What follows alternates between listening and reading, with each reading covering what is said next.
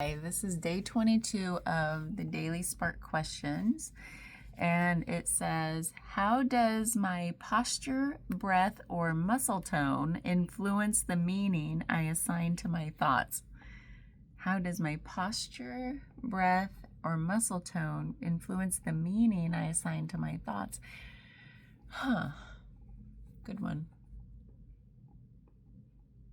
Well, I think about this a lot because of the work I do with somatic experiencing, especially, but in my own self, I've noticed a lot, especially lately. I guess I've had some noticings that if I have a thought, let's say something that strikes me, I don't know, then I have started to be aware of what's happening in my body, more readily. That's probably in the past year or two. Especially lately, like this past couple of weeks even, it feels like constant. Where I'm like, wait a minute. Like the holding I was talking about, that's what's coming to mind now is I've been really focusing on when do I notice the holding, the bracing, especially on the left side of my body, like I talked about in some video. Because when I think about, like, when I notice the holding, then I question, what am I thinking about in that moment? That I feel like I'm bracing. Am I ruminating on something? And so I don't think I have any consistency so far with noticing. It's like, oh, the same old thought. No, it feels like different each time. But so how does that influence the meaning I assign to my thoughts? I don't know if I've contemplated that yet. I'm just trying to notice a link, but I haven't assigned meaning yet. But I would imagine, like, in moments of holding, there's probably meaning making, like, something that feels like a contracted sort of energy, like a negativity maybe, or a fear. When you're bracing, it kind of feels like you're guarded against something. Maybe there's an underlying fear. So I'll have to be more, really maybe look deeper into that. Breath is also one that, like, if I feel really spacious with my breath, I've noticed that a lot lately, because I've been working on this pathway of, like, and then swimming every day. I feel like I'm and I've been practicing, like, holding my breath underwater. Every time I swim down to the deep end, I'll bounce down, and I was doing that this morning too, and seeing how long I can hold my breath underwater, which is way less than I can hold it without, like, when I'm just sitting outside of water, probably because I've been, like, swimming and whatever.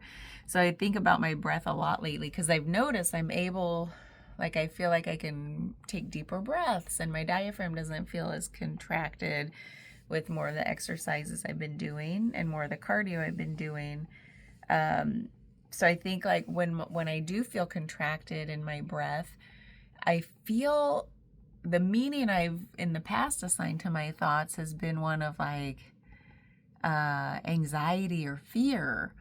And it's usually, for me, has to do around with how I'm being perceived or seen because of, like, public speaking, for example. Like, I would always feel, like, very shallow in my breath, and it felt like a fear, like, you know. Posture, I don't know. My posture is getting better too. I feel like I've noticed, like, wow, I feel like I'm walking more, like, upright with the foam rolling and rotator cuff exercise I'm doing. Like, feels like that's getting better. And I've noticed, because of that, when I walk, I do feel more confident. And it's like, yeah, I know that, dummy. Like, it's a thing. And now I'm able to, like, really feel it, versus, like, forcing myself to walk like that. And I feel like it's false. Like, in the past, I'm like, yeah, I know I'm trying. But now that it's just happening, I notice there's a confidence coming, and I'm like, hey, that feels good. So there's meaning I'm making between posture and confidence, like, in my And it's like meaning I assign to my thoughts. So I wonder, like, if again, each of these I think is asking me to go a step deeper. I'm recognizing a link between these things, posture, breath, muscle tone, and how it makes me feel or what I'm thinking, but I don't know about the meaning making. And maybe that's all it is like, maybe it's just asking me to look at the feelings between the two. But when it says the meaning I assign to my thoughts, I can assign all kinds of meaning, like with the whole being seen thing. When my breath is shallow, there feels like this fear kind of response about being perceived as maybe what I don't want to be perceived as, which could be like not competent or weak, or I don't know.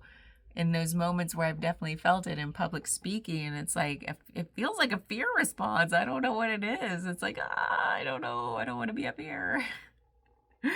And it felt like I can't catch my breath. I'm running out of breath, especially like with a rehearsed thing. If it's not rehearsed, it's not so bad. But if I'm trying to like give a presentation that I rehearsed and there's like a lot riding on it, then that's where it feels like, oh, and maybe it is like a competence thing. If there's a lot riding on it, it means like I'm trying to prove something maybe. And I want to be seen as like good and competent and good at this stuff. That's happened in the past in my old line of work, but I do remember those feelings. And so the meaning that I would ascribe to that, if I were to go deeper, would be like, it's scary to be seen in my history. And I've talked about that.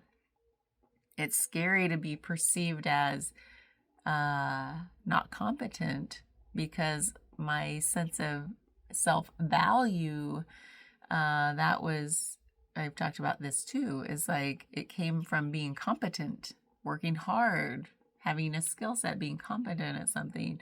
So that's the meaning I would prescribe. What about you with posture, breath, or muscle tone? Because it's talking about how like these things are so interwoven to me. Like our bodies are just like these representations of persistent and repetitious thoughts that come from our old histories, where we've made so much meaning around thought. Like, oh, this is what this means. And then it's like baked into the way our body moves and the way our breath moves or feels spacious or not spacious. As it's like our bodies are representations of our inner landscape of thought and feeling. So that's why I think this question's important, is it helps to me. You can come at things from different angles to sort of unravel or dissolve something and see it clearly and heal from it and grow from it. Really, this is all about self-growth. So when I come at it from the body perspective, even like in somatic experiencing, let's feel into the body, then meaning can start to bubble up, and there are these aha moments like, oh my God, that's what this has always been about. Or you could start with thoughts like cognitive type therapies and then feel down into the body, although that seems a little harder somehow. It's easier to like, for me anyway, I feel like there's that bottom up approach. You could start with sensation and then let the meaning making happen, because you know your story. But just starting at the top to repeat stories, sometimes it's hard to bridge down into the body to see how that plays out in your body. But it can be done. And some people are skilled at that. So I feel like you could come at it from different angles. And that's what I love about this question, is the link between body, thoughts, emotions, meaning making, storytelling. It's all who we are, and as a cohesive, or the cumulative experience of all that is us. And we could come at it from any of those angles to like see clearly into it and tease it apart, maybe to like gain clarity and growth. So what about you?